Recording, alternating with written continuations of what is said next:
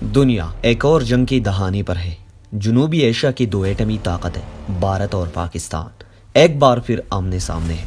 لیکن اس کہانی میں صرف میزائل اور طیارے نہیں بلکہ انسانی جانوں کا نازک رشتہ بھی شامل ہے۔ چلیے جانتے ہیں اصل میں ہو کیا رہا ہے، اور کیا ہم نفرت کے اس اندھیرے میں بھی امن کی کوئی کرن تلاش کر سکتے ہیں۔ 22 اپریل 2025 کو کشمیر کے علاقے پہلگام میں ایک خونی حملہ ہوا جس میں 26 معصوم شہری جان سے گئے۔ بھارت نے اس کا الزام پاکستان سے جڑی تنظیموں پر لگایا۔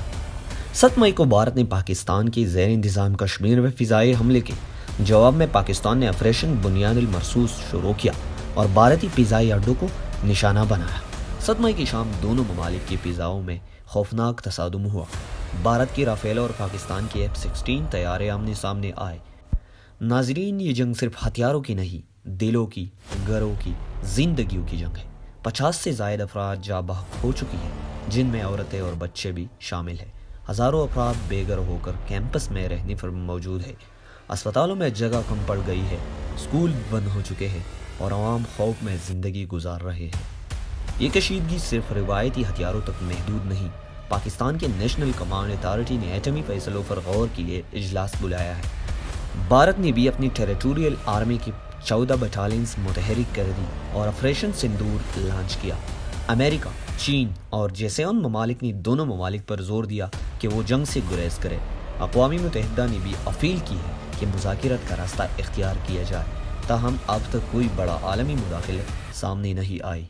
سب سے بڑی اور افسوس کی بات یہ ہے کہ جنگ صرف میدان میں نہیں، دلوں میں بھی لڑی جا رہی ہے۔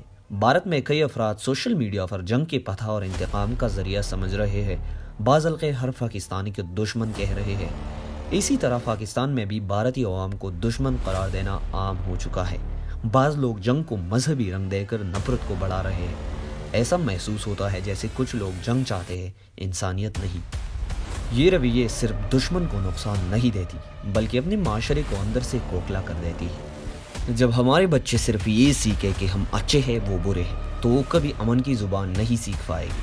ہمیں یہ سوچنا ہوگا کہ ہم اپنے بچوں کو بارود کا راستہ سکھانا چاہتے ہیں یا برداشت کا۔ تو حل کیا ہے؟ سب سے پہلے تعلیم میں سچائی اور امن پر مبنی مواد شامل کیا جائے۔ میڈیا کو اشتعال انگیزی چھوڑ کر ذمہ دار صحافت اپنانی ہوگی۔ عام لوگ، نوجوان، یوٹیوبرز، سب کو دونوں ممالک کے لوگوں کے درمیان بات چیت اور ثقافتی روابط کو فروغ دینا ہوگا۔ ہمیں ایسی کہانیاں پھیلانی ہوگی جو نفرت نہیں، محبت دکھائے، جیسے جنگ کے دوران بھی کسی نے دشمن کا بچہ بچایا ہو۔ جنگ بھی کسی کا فائدہ نہیں دیتی، جو جیتتا ہے وہ بھی روتا ہے، جو ہارتا ہے وہ بھی جلتا ہے۔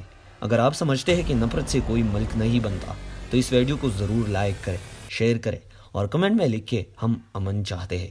چینل کو سبسکرائب کریں تاکہ سچ، شعور اور انسانیت کا پیغام آپ تک پہنچاتے رہیں۔